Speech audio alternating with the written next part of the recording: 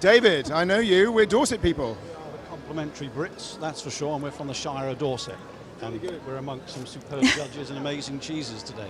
It's more diverse every year. You've been judging for some time now, haven't you? Yeah, 6 or 7 years, and the diversity never fails to astound me in terms of what new cheeses are out there and some of the older ones that have been perfected beyond perfection. Yeah. It's a privilege to be here. Because we're seeing some cheeses that have a local market, like Italy or the UK, have moved on to give them more international appeal.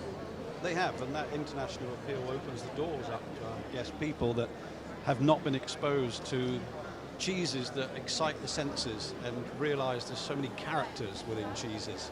Characters, like you and me. Like you and I. And, of course, Samiko and Jill, and Angela. But you say you've had a lucky day.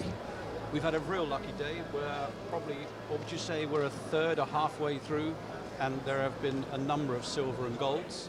We're not going to point some out for us? Yes, sure. We have some great goat's milk cheese and wonderful ewe's milk cheese and some Parmesan Reggiano that's absolutely fantastic that we've been all very pleased You to agree? taste today.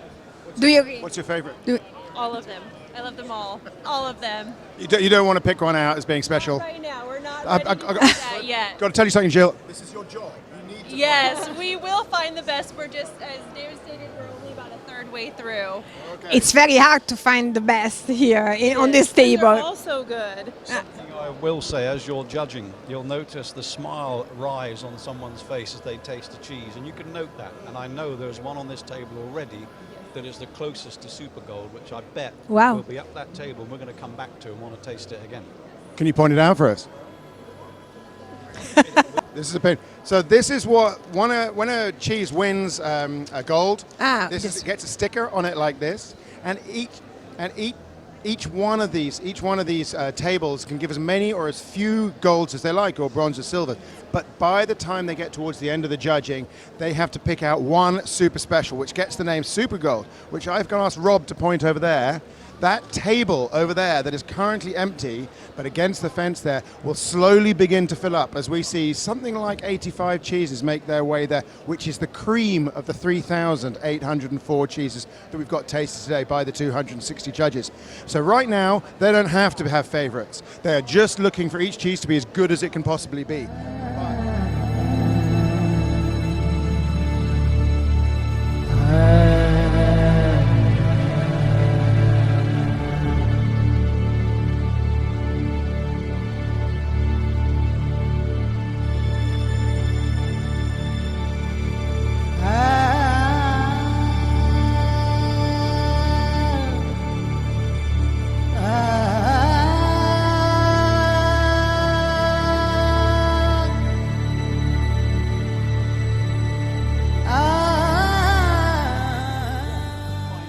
A wave of cheese coming this way.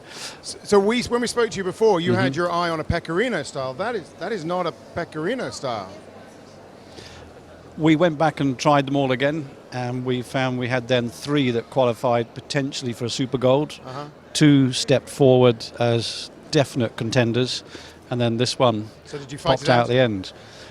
Kind of. There was one on the judging panel, the team, that said, I want to go back to the other. So we went back again and we tried it. We came back up to the top of the table, tried this again, and then she was convinced and said, you know what, this has tipped us over the edge. Do you want to show it to us? And it just made us smile, which is what cheese is all about, food is all about. It's about the pleasure. It is. Oh, so it is a Taleggio. Yes, it is. So it's a cheese made no more than 20 or 30 kilometers probably from where we're standing. Not far at all. Yeah. We dove straight in the middle. We've been in there quite a few times with a knife and a spoon. We could have just had a good bottle of wine and pulled up some chairs and just stayed there for the afternoon eating it. Last year in Norway, it was won by a Norwegian cheese. If in Italy, it's won by an Italian cheese, people are going to think that this is a fix. They will. When you try it, you're probably going to hopefully agree with what we said about it. Angela, is that too much? A little bit, but okay, I try. So this is a classic Taleggio. Yeah. We've just tasted one we thought was too young. Oh, see, that smell is right. It's got the grassy, the creamy, the fermented. It's wandered down It's wandered down the adolescent path of cheese and arrived in a garden that's full of maturity, we found. And it's just... Go, say that again. No, you got it the first time. It's wandered down... Wandered down the adolescent path into the garden and realised it's turned into a mature cheese when it got there. I love that. That's going on Twitter. It's got the salt balance, it's got the outer rind, it's just got the age to it that almost has a little bit of an offensive side to it, but it gives you a, that's why you're here. That fermented nasal moment that it identifies with this cheese. Plus we've got that savoury, unctuous creaminess. It has an umami underpinning, which is really splendid, and what we want from a cheese that's got this Ross Rhine character. It's the family hand. That milk is the family embrace you're getting to say, I'm going to hold all those flavours together and embrace you to the end. So it just washes over your palate. So you're proud. Yeah, is that your baby? We're very proud of that on the table today. Will you be rooting for it as it heads in towards the final? We are going to be rooting for it, and I'll try not to shout out anything too cheesy. Well, David, thank you very much, and congratulations to your team on finding something so awesome.